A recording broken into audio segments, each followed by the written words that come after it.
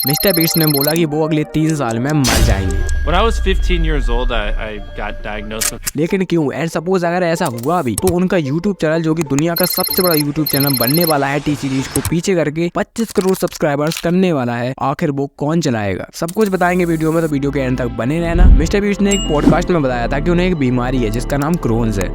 When I was 15 years old, I got diagnosed with Crohn's.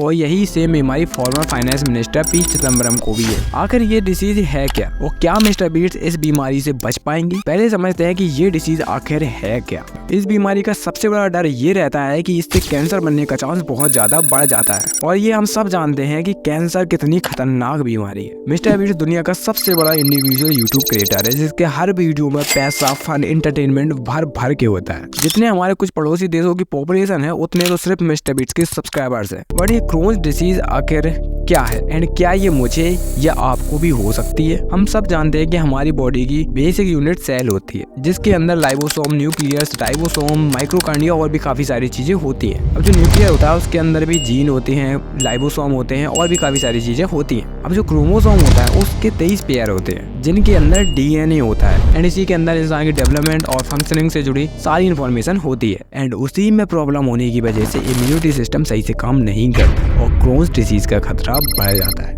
And mister beast को इस disease के बारे में 10 साल पहले पता चल गया था, जब वो 15 साल के थे। बट सबसे बड़ा क्वेश्चन ये आता है कि मिस्टर बीस्ट को आखिर ये बीमारी हुई तो हुई कैसे, एंड क्या ये बीमारी मुझे या आपको भी हो सकती है क्या? तो साल 1992 में doctor Burrill Crohn, Leon Ginzburg and Jordan D Oppenheimer ने इस डिसीज की खोज की थी। बट आज तक यानी कि 90 से 91 साल बाद भी इस बीमारी का इलाज नहीं मिला। उसका रीजन ये है कि डॉक्टर आज तक यही पता नहीं लगा पाए कि ये बीमारी आखिर होती कैसे है। लेकिन इसी से रिलेटेड मोटे मोटे 3 रीजन बाहर आए हैं। एक तो हमारा इम्यूनिटी सिस्टम, जिसे बॉडी की मिलिट्री भी कहते हैं, उसका अनकंट्रोलेबल होना। दूसरा रीजन डाइट एंड तीसरा रीजन जेनेटिक। जब हमारे इंटेस्टाइन में इलियोकोलिक रीजन होता है तो क्रोन्स डिसीज का सबसे बड़ा टारगेट और सबसे अच्छा टारगेट वही होता है। जो प्रोसेस्ड फूड होता है वो मिस्टर बीस्ट नहीं खा सकते, क्योंकि उन्हें क्रोन्स डिसीज है। इसमें होता ये है कि जब भी हम खाना खाते हैं तो हमारे इंटेस्टाइन में जाकर बहुत कठोर बनने लगता है, इसलिए खाना खाने में भी बहुत प्रॉब्लम होती है। एंड जब भी हम खाना खाते हैं तो ऐसा फील होता है कि कोई हमारे पेट में छुरा घूम रहा हो। इस बीमारी के कुछ सिम्टम्स भी होते हैं, जैसे weight loss, fatigue, rectal bleeding, indigestion, पेट दर्द, लूज मोशन जैसी प्रॉब्लम्स होती हैं। इस बीमारी से बच तो नहीं सकते, लेकिन इससे आराम का टाइम बढ़ा सकते हैं। वो कैसे? प्रोसेस्ड फूड ना खाकर, फैट वाली चीजें ना खाकर, लोअर एक्सरसाइज करके, पानी और प्रोटीन को ज्यादा कंज्यूम करके। अब आपके मन में क्वेश्चन जरूर आ रहा होगा कि ये बीमारी भाई मुझे भी तो हो सकती है। तो magician Dynamo, fed decision, Dwight David Eisenhower को भी यही डिसीज थी। एंड सबसे बड़ी बात कि ये बीमारी किसी को भी हो सकती है, आपको भी हो सकती है। जब तक अपने घर का, अपनी माँ का, अपनी वाइफ का, अपनी बहन का हाथ का बना हुआ खाना खाते रहोगे, तब तक हेल्दी रहोगे। एंड अगर बाहर का खाना शुरू किया तो क्रोन्स डिसीज ना सही, किसी न किसी खतरनाक बीमारी के लिए पैसे इकट्ठे कर लेना और खतरनाक दर्द सहने के लिए तैयार रहना। कैसे फिल्मी सितारे और क्रिकेटर्स हमें चुटिया बनाते हैं। डिस्क्रिप्शन में लिंक है, जल्दी जाओ और देखो।